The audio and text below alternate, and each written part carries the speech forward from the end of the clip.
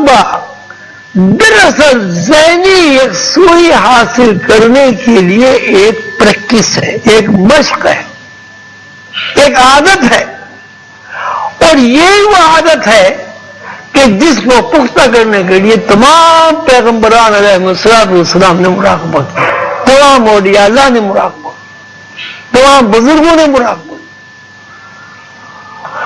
اللہ تعالیٰ قرآن پاک میں فرماتے ہیں والراسخون فی العلم یقولون آمنا بہ کل من عند ربنا، اور وہ لوگ جو اللہ کے علوم کو جان جاتے ہیں، جن لوگوں پر یہ ظاہر ہو جاتا ہے کہ اللہ کی ہستی کیا ہے، وہ کچھ بھی کرتے ہیں ان کا ذہن اللہ کی طرف لگا رہتا ہے۔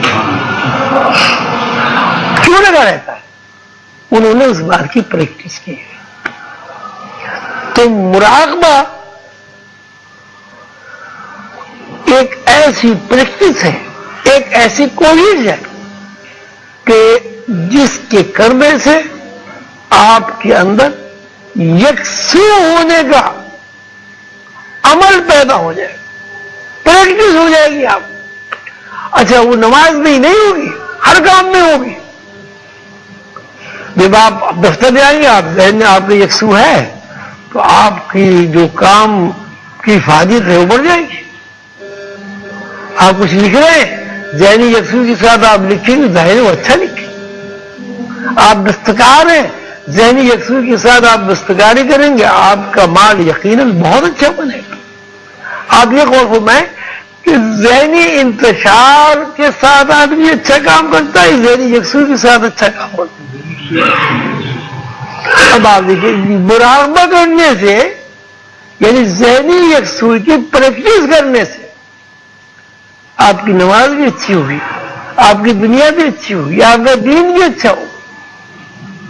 اللہ تعالیٰ فرماتے ہیں قولوا اسلمنا، کہ یہ مسلمان تو ہیں، یہ کہتے ہیں کہ ہم مسلمان ہیں۔ قولوا اسلمنا یہ کہتے ہیں، یہ اللہ تعالیٰ کے الفاظ ہیں، قولوا اسلمنا یہ کہتے ہیں ہم مسلمان ہیں۔ وَلَمَّا يَدْخُلِ الْإِيمَانَ فِي قُلُوبِكُمْ، لیکن ابھی ان کے دلوں میں ایمان داخل نہیں ہوا۔ اس کا مطلب ہے مسلمان ہونا پہلی سیڑھی ہے، یقین ہونا اسلام کی تکمیل ہے۔ مسلمان کلمہ پڑھ کے ہو سکتا ہے، لیکن یقین کے بغیر اسلام کی تکمیل نہیں ہوتی۔ اب وہ یقین آپ کس طرح حاصل کریں گے؟ اس کی پریکٹس کریں گے۔ جیسے جیسے آپ پریکٹس کرتے چلے جائیں گے، اسی مناسبت سے آپ کے اندر یقین کا پیٹرن بنتا چلا جائے گا، اور آپ کلمہ گو لا الہ الا اللہ محمد رسول اللہ پڑھنے والے مسلمان وہ مسلمان ہو جائیں گے جن کے بارے میں اللہ تعالیٰ نے فرمایا کہ مسلمان وہ ہوتا ہے جس کے دل میں ایمان داخل ہو جاتا ہے۔ کلمہ پڑھنے سے ہم مسلمان ہو گئے، لیکن سوچ سے، تفکر سے، اللہ کی تلاش سے، اللہ کے لیے مراقبہ کرنے سے ہمارے اندر یقین پیدا ہوتا ہے، اور جب وہ یقین پیدا ہوتا ہے تو پھر ہم اللہ تعالیٰ کی طرف اس طرح متوجہ ہو جاتے ہیں کہ ہم یہ دیکھ لیتے ہیں کہ ہم مخلوق ہیں اور اللہ خالق ہے۔ قولوا اسلمنا یہ کہتے ہیں ہم مسلمان ہو گئے، وَلَمَّا يَدْخُلِ الْإِيمَانَ فِي قُلُوبِكُمْ، لیکن ابھی ان کے دلوں میں ایمان داخل نہیں ہوا۔ تو ایمان کی منزل میں داخل ہونے کے لیے ضروری ہے کہ آپ اللہ کو تلاش کریں۔ اب اللہ تو نظر نہیں آ رہا، کہاں تلاش کریں؟ اللہ کی نشانیوں میں تلاش کریں۔ حضرت ابراہیم علیہ السلام نے اللہ کی نشانیوں میں تو اللہ کو تلاش کیا۔ پھر ستارے کیا اللہ کی نشانی نہیں ہے؟ چاند اللہ کی نشانی نہیں ہے؟ سورج اللہ کی نشانی نہیں ہے؟ اور جب انہوں نے اللہ کی نشانیوں میں غور و فکر کیا اور یہ دیکھا کہ ستارے بھی ڈوب گئے، چاند بھی ڈوب گیا، سورج اتنا چمک رہا تھا اس کو بھی زوال آ گیا، اس کی بھی دھوپ پتہ نہیں کہاں چلی گئی، تو اس سوچ و بچار کے نتیجے میں انہوں نے فرمایا کہ ڈوبنے والا گھٹنے والا اللہ نہیں ہو سکتا. لیکن یہ کب انہوں نے فرمایا؟ کب فرمایا؟ جب غور و فکر کیا. غور و فکر کرنے مراقبہ کا مطلب یہ نہیں کہ آنکھیں بند کر کے ہی آپ بیٹھے تو اس کو مراقبہ کہتے ہیں. مراقبے کا مطلب ہے غور و فکر، ریسرچ، تلاش، کھوج، کسی چیز کی گہرائی میں جا کر اس کو تلاش کر کے اس کی ماہیت کو اور اس کی حکمت کو تلاش کرنا، یہ مراقبہ ہے. اب اس لیے آپ آنکھیں بند کر کے غور و فکر کریں تو بھی مراقبہ ہے. کھلی آنکھوں سے آسمان کو دیکھیں اور یہ کہیں کیا سبحان اللہ، کیا اللہ نے آسمان بنایا، یہ بھی مراقبہ. نماز میں نیت باندھ لیں، پوری توجہ کے ساتھ اپنے ذہن کو اس طرف لگا دیں کہ اب جب میں نے ایک دفعہ اللہ اکبر کہہ دیا، اب دنیا کی کوئی چیز بڑی نہیں ہے. اور اگر نماز کے دوران کسی چیز کا خیال آ گیا پھر وہ چیز بڑی ہے جس کا خیال آ گیا. آپ کیا سمجھے؟ اللہ اکبر، اب اللہ بڑا ہے، ٹھیک ہے جی. اب آپ کو بکری کا خیال آ گیا تو کون بڑا ہے؟ نہیں، سوچنے کی بات ہے. یہ مسلمانوں کی جو ذمہ حالی ہے، مسلمانوں کی جو ذلت اور رسوائی ہے، اس کی بنیاد یہ ہے کہ اسلاف کا جو ورثہ تھا، غور و فکر کرنا، مراقبہ کرنا، سوچ بچار کرنا، اللہ کو ڈھونڈنا، اللہ کی نعمتوں کا شکر ادا کرنا، وہ مسلمانوں کے اندر سے نکل گیا. کیا 14 سال میں نمازیں تبدیل ہو گئی؟ کیا 14 سال میں کوئی روزے کا کوئی فلسفہ بدل گیا؟ کیا 14 سال میں 14 سال پہلے کا حج اور تھا، آج کا حج اور ہے؟ پھر کیوں مسلمان خستہ حال ہے؟ کیوں؟ بات وہی ہے کہ ہمارے بڑے جب اللہ اکبر کہہ کے نیت مان لیتے تھے تو ان کے ذہن میں یہ بات تھی کہ اب ہم نے کہہ دیا کہ اللہ بڑا ہے. اب یہ منافقت ہے کہ اللہ کے علاوہ کسی اور کا خیال آ جائے. اس بات کے اوپر پریکٹس کرتے تھے، یعنی مراقبہ کرتے، اور جیسے جیسے وہ پریکٹس کرتے تھے اسی حساب سے ان کا ذہن بن جاتا تھا. ہم بھی اگر پریکٹس کریں ہمارا بھی ذہن بنے گا. ہمیں یکسو ہونے کی پریکٹس ہے یہ نہیں ہے؟ بھائی ملازمت میں ہے، پڑھنے میں ہے، امتحان دینے میں ہے، یا جب خدا نہ خاصا کوئی مصیبت آ جائے تو اللہ سے دعا کرنے میں ہے. آپ یہ کہیں گے اللہ سے تو نہیں ہے. بھائی کیسے نہیں ہے؟ آپ دیکھیں جب آدمی بیمار ہو جاتا ہے اور ڈاکٹر کہتے ہیں جی تو یہ تو 2 دن کا مہمان ہے، کیسی یکسوئی ہوتی ہے؟ کیا سوائے اللہ کے کسی اور کا خیال آتا ہے؟ جب تک ڈاکٹر حکیم یہ نہیں کہتا کہ بس 2 دن کا مہمان ہے، اس وقت تو ڈاکٹر حکیم میں یقین ہوتا ہے. اور ڈاکٹر حکیم کہتا ہے میں 2 دن کے مہمان ہے، دعا کرو، اب کرو بھائی، اب تو جینا ہے بھائی. اب اللہ کے علاوہ کوئی چیز آپ کے سامنے نہیں آتی. کسی بزرگ کے پاس جائیں گے دعا کرانے، وہ بھی ظاہر ہے اللہ سے نے جبھی گئے. کوئی روحانی علاج کریں گے کہ اللہ پر یقین ہے جبھی تو روحانی علاج کیا. کوئی تعویذ، ٹوٹکا، گنڈا جو بھی ہے، دم درود، یہ سب کیوں کرتے ہیں آپ؟ اللہ کا یقین پیدا ہو جاتا ہے بھائی اب اللہ ہی ہے، اب یہاں باقی کچھ نہیں ہے. تو اس کا مطلب ہے اللہ کے ساتھ بھی ذہنی یکسوئی کی پریکٹس موجود ہے. تو جب آپ ناخوشی میں یکسوئی حاصل کر لیتے تو خوشی میں یکسوئی کیوں نہیں حاصل کر سکتے؟ بات وہی ہے کہ ہم پریکٹس نہیں کرتے، ہم اس طرف متوجہ نہیں ہوتے. آج آپ یہ سوچ کے جہاں سے اٹھیں کہ بھائی نماز تو اس طرح پڑھنی ہے کہ بس یہ ہوگا کہ جیسے حضور نے فرمایا یا اللہ تمہیں دیکھ رہا ہے یا تم اللہ کو دیکھ رہے ہو. بھائی ہم تو چلو ابھی اس قابل ہے نہیں کہ اللہ کو دیکھیں، جب ہوں گے دیکھیں گے، کہ اللہ ہمیں دیکھ رہا ہے. تو آپ نیت مان لیں اللہ اکبر اور آپ کا ذہن اس طرف ہو کہ اللہ مجھے دیکھ رہا ہے، اللہ مجھے دیکھ رہا ہے، اللہ مجھے دیکھ رہا ہے، تب تو آپ کو ذہن یکسو نہیں ہوگا کہ نہیں ہوگا. لیکن آپ کوشش ہی نہیں کریں گے.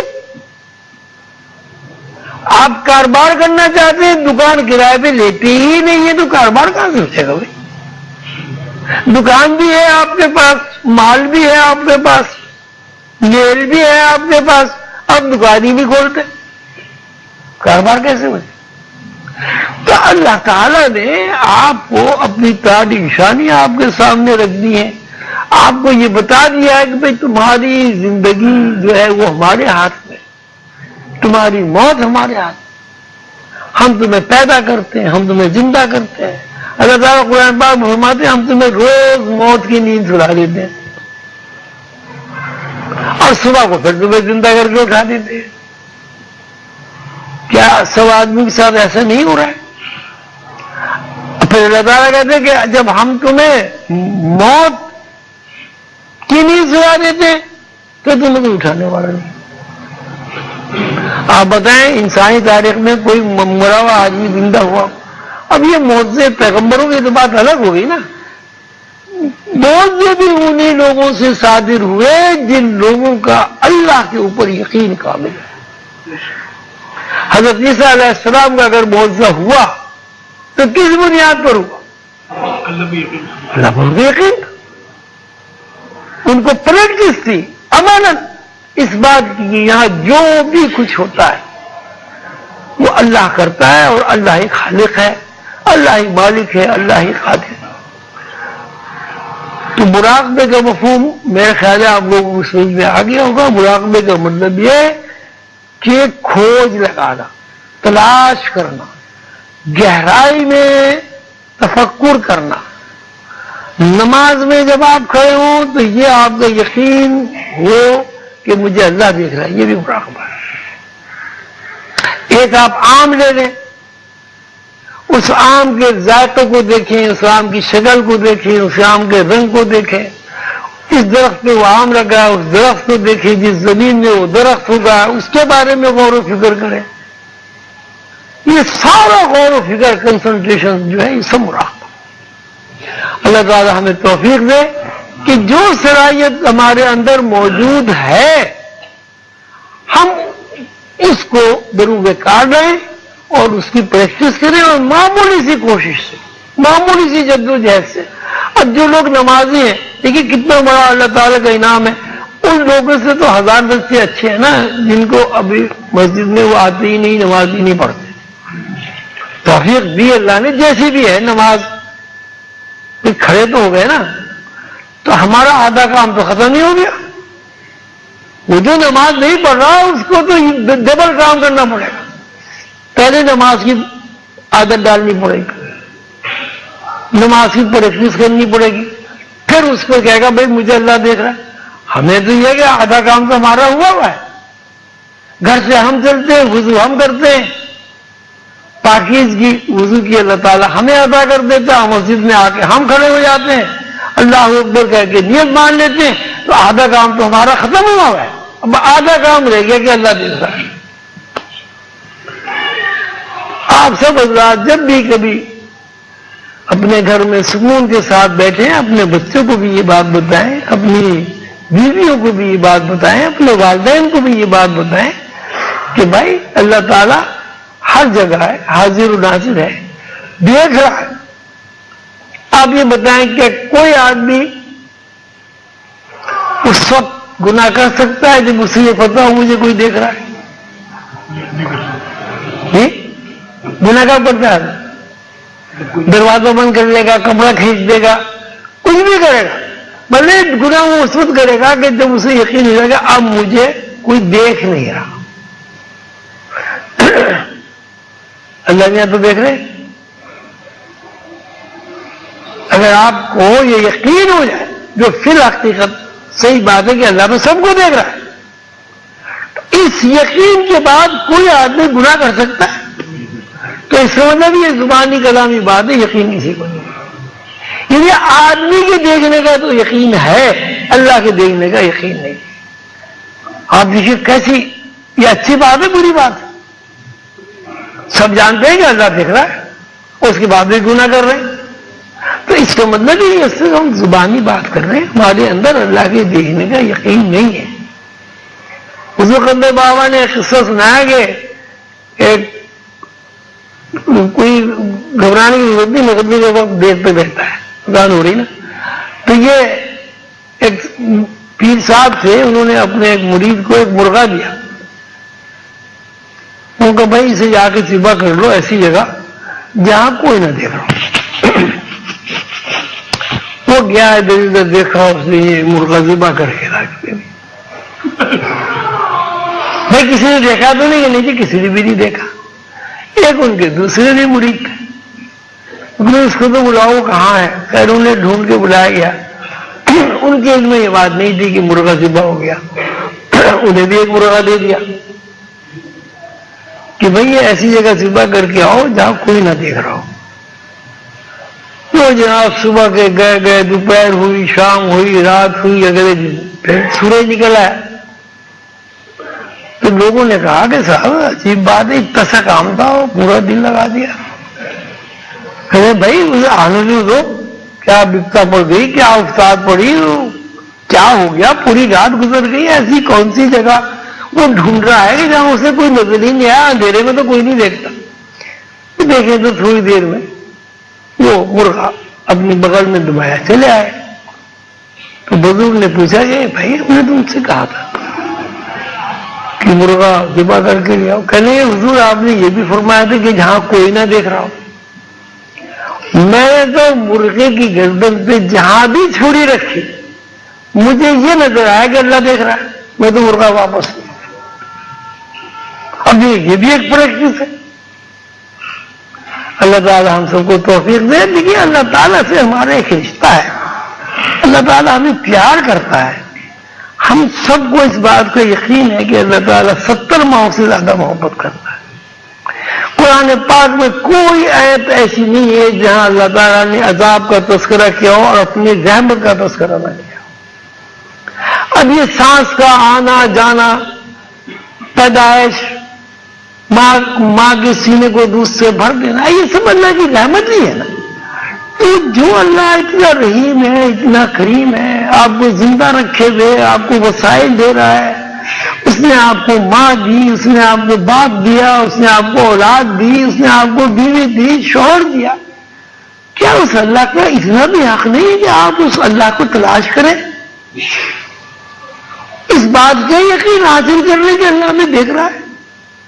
یا اگر ٹوٹی پھوٹی نماز آپ پڑھتے ہیں تو 7 رکعت میں 8 رکعت میں چلو ایک ہی سجدے میں آپ کو یہ نظر آ جائے کہ اللہ دیکھ رہا ہے. یہ بہت آسان عمل ہے، بالکل مشکل نہیں. بس بات یہ ہے کہ آپ اس بات کی پریکٹس کریں. ہفتے میں، 10 دن میں، مہینے میں، 2 مہینے میں، 6 مہینے میں کبھی تو مشق مکمل ہوگی. اور آپ مشق کریں گے نہیں تو 70 سال بھی آپ زندہ رہیں تو بھی مشق نہیں ہوگی.